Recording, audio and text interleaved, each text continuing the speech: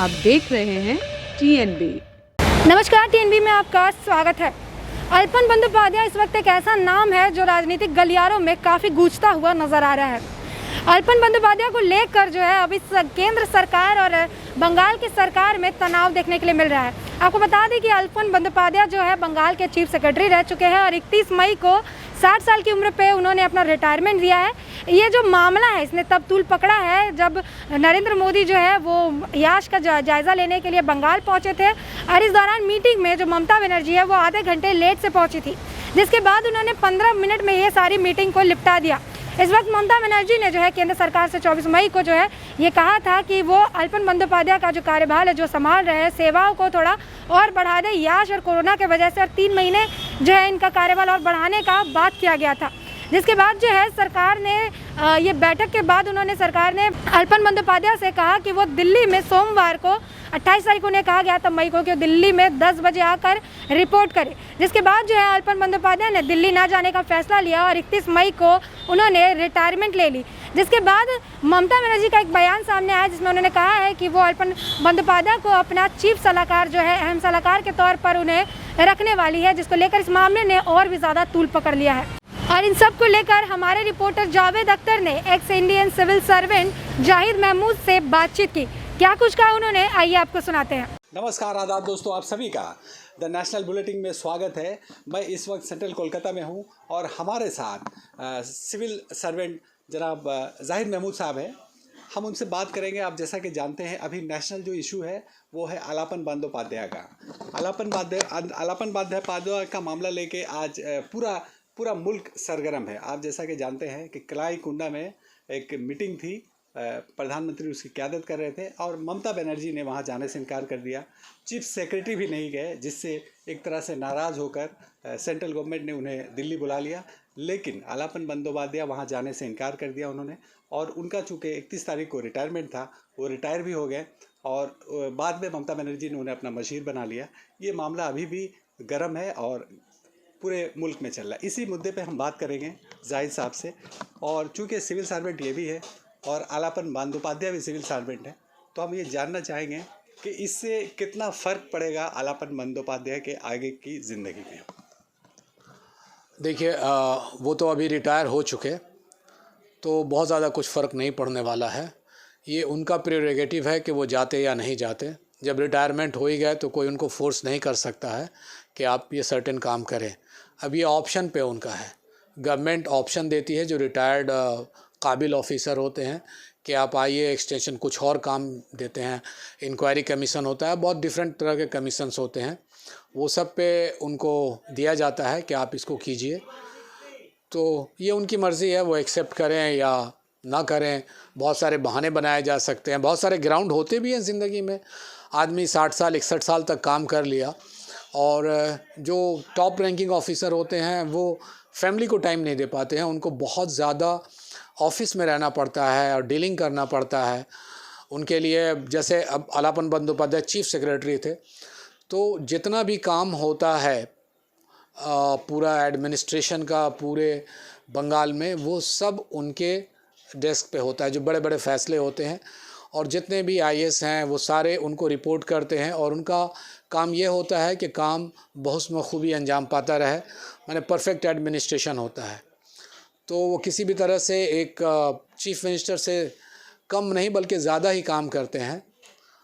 और तो ऐसे में फैमिली को टाइम नहीं दिया जाता है, दे पाता है कोई भी ऑफिसर। तो 60 इयर्स के बाद तो नेचर है कि आदमी फैमिली टाइम देता है। लेकिन यहाँ मामला फैमिली का मामला नहीं, यहाँ मामला है कि सेंट्रल गवर्नमेंट, चूँकि मीटिंग थी, मीटिंग में ये हाजिर नहीं हुए, जिसकी वजह से सेंट्रल गवर्नमेंट ने इनको बुला लिया कि आप दिल्ली आइए। इन्होंने दिल्ली जाने से इनकार कर दिया। तो यहाँ जो है कितना असर पड़ेगा इनकी ज़िंदगी में, माने पेंशन वगैरह रुक सकते हैं और भी जो आगे के इनको जो रिटायरमेंट के बाद जो मराहत मिलती है वो मिलेगी कि नहीं, और गवर्नमेंट कितना इनको नुकसान पहुँचा सकता है। नहीं, देखिए, एक गवर्नमेंट सर्वेंट थे वो और स्टेट गवर्नमेंट के अंडर में काम कर रहे थे और स्टेट गवर्नमेंट में सेंट्रल नहीं भेजा था, तो स्टेट गवर्नमेंट सेंट्रल ने बुलाया और स्टेट गवर्नमेंट ने भी रिफ्यूज़ कर दिया था कि आपको वहाँ नहीं जाना है। तो एक्सीजेंसीज ऑफ सर्विसेज यहाँ ज़रूरत थी, इसलिए वो वहाँ नहीं गए। तो ही इज़ नॉट रिस्पॉन्सिबल, कोई भी उनको रिस्पॉन्सिबल और ज़िम्मेदार नहीं ठहरा सकता है। और पेंशन का तो कोई प्रॉब्लम ही नहीं है, पेंशन तो जिन्होंने जो जॉब कर लिया है 60 साल तक, उसमें उनको मिलना ही है। और बाकी मुराद में भी कोई ये नहीं है, जो मेडिकल फैसिलिटी होते हैं या जो एडवांटेजेस हैं वो तो मिलेंगे ही। मेजर चीज़ होता है पेंशन, तो पेंशन पे अब इस चीज़ के लिए सरकार कुछ नहीं कर सकती है। और यहाँ पे उनका कोई फॉल्ट है ही नहीं। जिस स्टेट में वो काम कर रहे हैं, जिस गवर्नमेंट के अंदर काम कर रहे हैं, उसका हेड ने उन्हें जाने से मना कर दिया, तो she has every right, the CM has every right to withheld him and ask him not to proceed because there is exigencies of services, तो ही हैज़ अबाइड बाय। अगर वो चले जाते स्टेट को छोड़ करके तो यहाँ पे उनको सो कॉज नोटिस हो सकता था। तो ही लेकिन IAS ऑफिसर जो होते हैं वो सेंट्रल गवर्नमेंट के मातहत काम करते हैं। सेंट्रल गवर्नमेंट ही चाहे उसको ट्रांसफ़र कर ले, कहीं भी कर ले, ये एक मामला होता है। तो इसमें गवर्नमेंट का फॉल्ट का, उसने बुलाया था कि आप आ जाइए यहाँ, दिल्ली आइए, जाने से इनकार किया। नहीं, सेंट्रल गवर्नमेंट देता है, लेकिन एज़ पर रिपोर्टिंग तो उनको CM को ही करना है, और CM की मर्ज़ी के ख़िलाफ़ वो नहीं कर सकते हैं। एज़ पर रूल्स CM की मर्ज़ी के ख़िलाफ़ नहीं किया जा सकता है काम, तो उन्होंने किया है, देयर इज़ नथिंग। ये कोई फॉल्ट है ही नहीं। This tussle is between centre and state, उसमें उनका कोई कसूर नहीं है। और ऑलरेडी रिटायर हो चुके हैं पहले ही, उनका तो वो एक्सटेंशन पे थे, रिटायरमेंट के वक्त पेंशन मिल जाती है, जो प्रिविलेज है। हाँ, सेंट्रल गवर्नमेंट दोबारा उनको कोई इंक्वायरी कमीशन या किसी भी तरह का कमीशन का हेड बनाएगी या नहीं, कोई फर्दर एक्सटेंशन देगी या नहीं। जैसा कि कल्चर है कि जो एफिशिएंट होते हैं, जो IAS होते हैं, सेक्रेटरी होते हैं, उनको कहीं ना कहीं कमीशन का हेड बना दिया जाता है, किसी डिपार्टमेंट का हेड बना दिया जाता है, और वो काम करते रहते हैं 65 साल तक, 70 साल तक। वो लॉबिंग के ऊपर भी होता है। अब कुछ ऑफिसर को नहीं मिलता है, कुछ ऑफिसर को मिलता है, कुछ ऑफिसर को मिलता है वो डिक्लाइन कर देते हैं कि no, it is high time I should go and focus on some other work, so it is there. लेकिन यहाँ जो मामला है, सेंट्रल गवर्नमेंट ने उनको शॉकआउट कर दिया है, और 3 दिन, इन्होंने 3 दिन की मोहलत मांगी कि 3 दिन बाद हम जवाब देंगे। तो ये शॉकआउट का क्या वजह है, जबकि वो रिटायरमेंट का भी ऐलान कर दिया? वो शोकॉज तो खैर देगा ही, कोई भी डिपार्टमेंट अगर खुन्नस खाया हुआ है तो वो शोकॉज देगा, और शोकॉज मिलता रहता है। हम भी गवर्नमेंट जॉब में देते तो शोकॉज मिलता रहता था, और हम उस हिसाब से जवाब भी देते रहते थे कि भाई हम तो इनोसेंट हैं, हमको एक आदमी ने काम दिया, आपने ही काम दिया, मैं वहाँ था। आप एक आदमी 2 जगह तो नहीं रह सकता है, वो एक आदमी एक ही जगह रह सकता है। आपने भेजा वहाँ और फिर बोल रहे हैं कि आप यहाँ एब्सेंट हैं, तो हम 2 जगह तो नहीं जा सकते हैं, टेली ट्रांसपोर्टेशन तो नहीं हो सकता है। तो जहाँ पे आपने पहले भेजा था मैं उसको फॉलो अप किया, और एक्सीजेंसीज ये थे, इस वजह से मैं यहाँ नहीं था, या वहाँ पे नहीं था, यहाँ इसलिए था कि एक्सीजेंसीज ये थे, नेचर ऑफ ड्यूटी ऐसा था कि मुझे यहाँ होना चाहिए था, तो यहाँ हुआ। उसमें show cause notice is not a big deal, कुछ नहीं है। लेकिन यहाँ जो मामला है, चीफ मिनिस्टर प्रधानमंत्री के साथ मुख्यमंत्री की बैठक थी, वो नहीं गई, उनकी जगह पर जाना चाहिए था चीफ सेक्रेटरी, वो भी नहीं गए। ये गलती है, इसी वजह से उनको किया गया। तो आपको क्या लगता है कि इनको जाना चाहिए था या नहीं जाना, या क्या कारण है?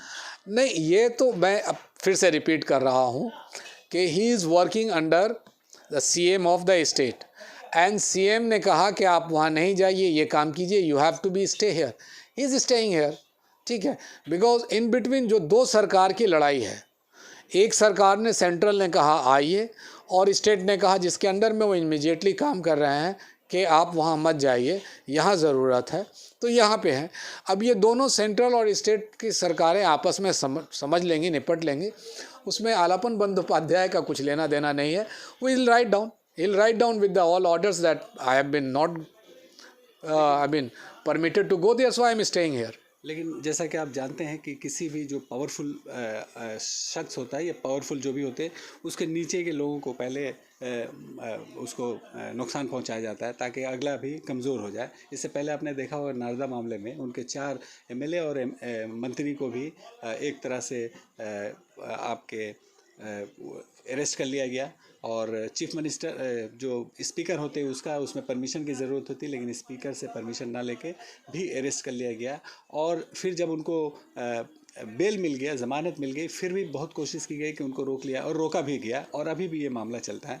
तो आपको लगता है कहीं ना कहीं सरकार को जख्म पहुंचाने, नुकसान पहुंचाने के इरादे से ये तमाम चीज़ें हो रही हैं? हाँ, बेशक हो रही हैं ये तमाम चीज़ें। देखिए, उनका अरेस्ट ही गलत था। सिर्फ ये नहीं है कि गवर्नर ने क्या कहा, वो नहीं है। अरेस्ट कब होता है? अरेस्ट इसलिए होता है कि पेंडिंग इन्वेस्टिगेशन होता है और जो एक्यूज्ड है वो एविडेंसेस को मिटाए नहीं या विटनेसेस को इन्फ्लुएंस नहीं करे, थ्रेट नहीं करे, मर्डर नहीं करवा दे, इसलिए उसको अरेस्ट किया जाता है टिल द टाइम के पूरा प्रोसीडिंग ये इन्वेस्टिगेशन कंप्लीट नहीं होता, चार्जशीट फाइल नहीं हो जाता है। अब चार्जशीट फाइल हो गया मतलब कि सारी एविडेंसेस चली गई। और जब सारी एविडेंसेस चली गई कोर्ट में तो अब अरेस्ट होने का कोई मतलब नहीं रखने का। अब आइए आप प्रूफ कीजिए, अगर वो सही है इन्वेस्टिगेशन, वो चार्जशीट में जो इल्ज़ामात हैं वो सही हैं, एविडेंस सही है, तो कोर्ट उसको फिर अरेस्ट करेगी। यहाँ चार्जशीट भी दे दिया गया और अरेस्ट भी कर दिया गया, तो ये इल्लीगल है, ये टोटली इल्लीगल है। भाई चार्जशीट हो गया, अब तो क्या एविडेंस मिटाएगा, किसको क्या थ्रेट करेगा? अब तो जितने स्टेटमेंट लेने थे वो हो गए। Let courts decide that who is at fault.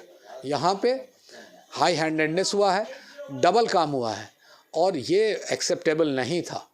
तो ये यूज़ हो रहा है मशीनरी हैरास करने के लिए और इसकी तो पूरी दुनिया ने उसका निंदा किया है, इसको मजम्मत किया है, कंडेम किया है इस चीज़ को। तो आपको लगता है कि एक तरह से पॉलिटिकल ये तमाम जो मामले हो रहे हैं, चाहे अरेस्ट हो, चाहे आलापन बंदोपाध्याय को शोकॉज नोटिस हो, ये कहीं ना कहीं पॉलिटिक्स आपको इसमें लगता है? बेशक ये पॉलिटिकल है, ये बल्कि चीप पॉलिटिकल एक्टिविटीज़ है to harass somebody or to revenge and to intimidate people that if you will not budge so I'll do that things। इस तरह की हरकतें करेंगे, आपको फंसाएंगे। जनरली गवर्नमेंट करते रहते हैं, लेकिन सेंट्रल गवर्नमेंट इस लेवल पे आएगी तो इट इज़ बियॉन्ड स्पेकुलेशन। ऐसा ये था, लोग इसको सब कोई घबरा गया कि ये क्या हो रहा है, ये नहीं होना चाहिए, अनप्रेसिडेंटेड है। बहुत शुक्रिया जाहिद साहब। ये थे सिविल सर्वेंट रह चुके हैं जाहिद महमूद साहब हैं और इन्होंने पूरी तफसील के साथ ये बात बताई और कहा कि जो कुछ भी हो रहा है ये सियासी है, सियासत है, इसमें पॉलिटिकल रिवेंज इनको नज़र आ रहा है। इन्होंने जो 4 मंत्रियों को अरेस्ट किया गया उसके बारे में कहा कि लीगल था और आलापन बंदोपाध्याय के साथ जो कुछ हो रहा है उस पर भी उन्होंने रोशनी डाली और साथ में ये कहा कि उनका कुछ नहीं होगा, पेंशन जिस तरह से मिलता है मिलते रहेगा। ये थोड़ी बहुत हो सकती है परेशानी हो, वक्ती हो, लेकिन सरकार उसे नहीं रोक सकती क्योंकि उन्होंने 60 साल तक अपनी खिदमत अंजाम दे दी। बहुत शुक्रिया जाहिद साहब हमारे साथ बातचीत करने के लिए। दूसरे अपडेट के साथ हम फिर मिलेंगे, तब तक के लिए धन्यवाद। तो जैसे कि आपने सुना कि ex Indian civil servant Zahid Mahmood का कहना है कि जो ये अल्पन बंदोपाध्याय है उन्होंने कोई गलती नहीं की है, उन्होंने जो है अपना काम सही ढंग से किया है और सरकार उनके खिलाफ, केंद्र सरकार जो उनके खिलाफ कुछ नहीं कर सकती है, ना ही उनका पेंशन रोक सकती है, क्योंकि वो जो है वो स्टेट के लिए काम कर रहे थे और स्टेट के अगर सीएम ने उन्हें मना कर दिया है कि वो कहीं नहीं जाएंगे तो उनकी पूरी रिस्पॉन्सिबिलिटी बनती है कि वो जिसके अंडर में काम कर रहे हैं उनकी बात सुनने का। तो इसमें उनकी कोई गलती नहीं है। साथ ही उन्होंने ये कहा कि उन्होंने 60 साल तक जो है सर्विस दी है, जो है सरकार के लिए काम किया है। 60 साल तक एक इंसान बहुत ही ज़्यादा बिजी हो जाता है अगर वो इतने हाई लेवल पे एक एडमिनिस्ट्रेशन को संभाल रहा हो, तो उसके बाद उनके पास वक्त ही नहीं बचता है। 60 साल की उम्र के बाद जो है वो अपनी फैमिली को टाइम देने के लिए टाइम निकालते हैं और वो कोशिश करते हैं कि ये जो 60 साल उन्होंने जो अपनी फैमिली को वक्त नहीं दिया है, 60 साल बाद जो अपनी फैमिली के साथ थोड़ा वक्त बिताए। तो ये जो डिसीजन है इनका पर्सनल डिसीजन प्लस ये जो है स्टेट से रिलेटेड डिसीजन है जिसको लेकर सरकार कुछ नहीं कर सकती है।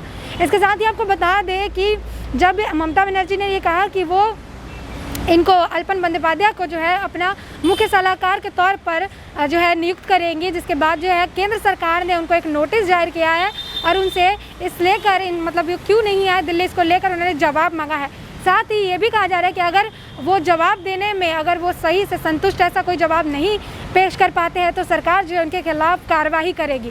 तो ये वक्त के साथ ही पता चलेगा कि अब ये केस जो है आगे क्या मोड़ लेता है। तब तक के लिए देश और दुनिया से जुड़ी सारी खबरों के लिए TNB के साथ बने रहें। हमारे नए अपडेट्स पाने के लिए चैनल को सब्सक्राइब करें और बेल आइकॉन पर क्लिक करें। साथ ही आप हमारे वीडियो को लाइक एंड शेयर करना ना भूलें।